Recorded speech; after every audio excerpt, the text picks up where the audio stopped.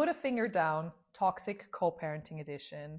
1, they always feel superior and make you feel inferior.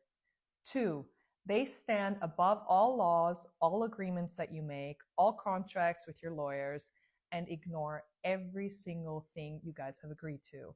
3, they paint a really bad picture of you to the kids by manipulating them, bad-mouthing you, or making you be the bad cop and them the good cop.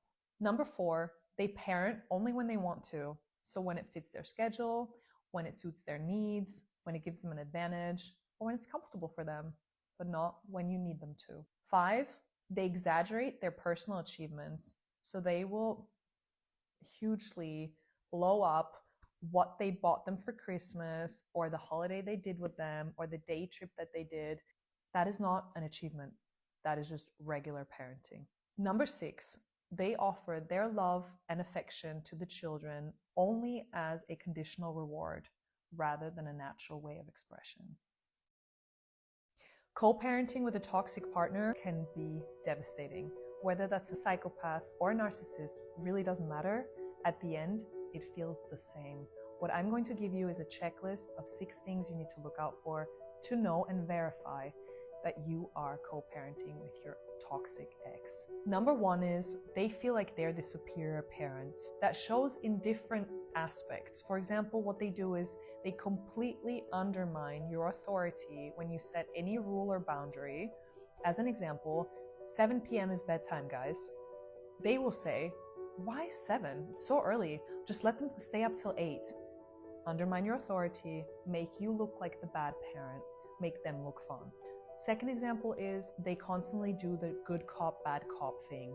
So whatever you say is not allowed, chocolate, sleepovers, anything that you can think of, they will just be the good cop. So they'll just do the opposite of exactly what you said.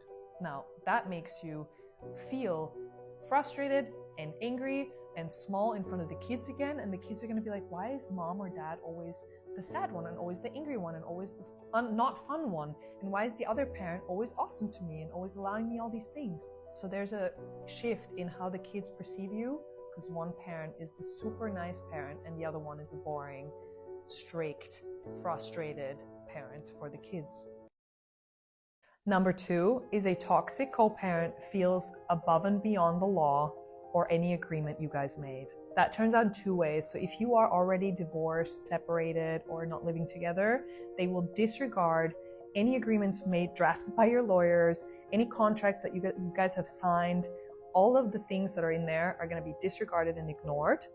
They parent when they want to. They show up when they want to, not when you ask them to, or not when you guys have set it out to. They also completely disregard any agreements that you two have set between yourselves as parents. One of the really sad examples that I've encountered was the father has actually gotten them ready for the weekend trip that mom has set out to make with them. And he got them ready at 4 p.m. They were waiting. Mother doesn't show up. Mother doesn't show up. Mother doesn't show up.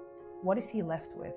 He is left with 2 crying kids that don't understand why mommy didn't show up, that he's now finding himself lying to his own kids to protect the toxic mother, so that the kids don't know that she is simply a bitch who didn't show up that weekend. He doesn't want to tell that to his kids. He wants to make it okay for them. He wants to mend their pain, right? The worst part is that the father is left trying to explain to his kids why mommy didn't show up, making up some valid, empathetic reasons, when really, she just didn't feel like being a mother that weekend. She just didn't feel like showing up. That's it. Try to explain that to your kids. If he's quite unlucky, and very likely this is going to happen, she's going to tell him, oh, it wasn't set for that weekend. She's going to gaslight him and the kids into thinking he messed it up. He messed up the planning, right? Now what happens is next time she sees them, says, Daddy messed up the weekend times. Now that whole cycle is so devastating for any parent who knows what I'm talking about.